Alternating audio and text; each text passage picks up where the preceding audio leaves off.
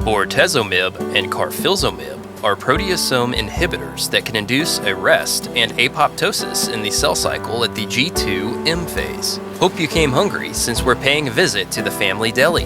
This delicious scene will help you remember what you need to know about bortezomib and carfilzomib on test day. As a study break, you enjoy helping out at your family's deli, and today is no different. There you are, surrounded by the sweet, sweet scent of the finely cured meats, prepping for some knife action on your sturdy cutting board. Ah yes, the cutting board that's even older than you are and has been in the family for generations. This venerable cutting board is our symbol for the drug bortezomib. Get it? Bortezomib, cutting board? For our other drug, let's turn our attention to a car fire that's at the entrance. What was this driver thinking running into this sacred institution? By the way, this car fire is a memorable symbol for carfilzomib. You know, since a car fire kind of sounds like carfilzomib, right? Both bortezomib and carfilzomib have the zomib suffix. This suffix is designated for proteasome inhibitors, which we'll cover next.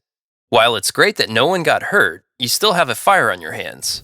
You decide to go out of the back entrance to get help, but not before trying to save some of the deli's prized possessions. The family cutting board is a no-brainer, but you won't be able to carry your brand new meat grinder. This baby absolutely breaks meat down, but its weight inhibits you from taking it away. Let this inhibiting meat grinder remind you that bortezomib and carfilzomib are proteasome inhibitors. Get it? Since proteasomes, like meat grinders, break down proteins. And you're inhibited from taking the meat grinder because your hands are full holding the hefty cutting board, just like how bortezomib inhibits proteasomes. Cancer cells use proteasomes to degrade pro-apoptotic factors, such as p53, which regulates the G2-M cell phase transition. Thus, proteasome inhibitors like bortezomib and carfilzomib can induce G2-M phase cell arrest and apoptosis in cancer cells. Now that we understand how bortezomib and carfilzomib work, let's briefly talk about some low-yield clinical applications.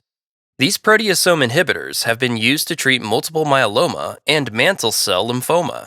I like to think that proteasome inhibitors are particularly lethal to multiple myeloma cells because these cells synthesize a lot of antibody proteins. Again, the clinical uses here aren't that important for you to know on test day. It's far more important for you to just know that these drugs work as proteasome inhibitors.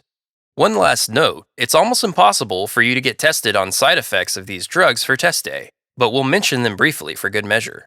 Patients taking these drugs may rarely experience peripheral neuropathy and have a slightly increased risk of herpes zoster reaction.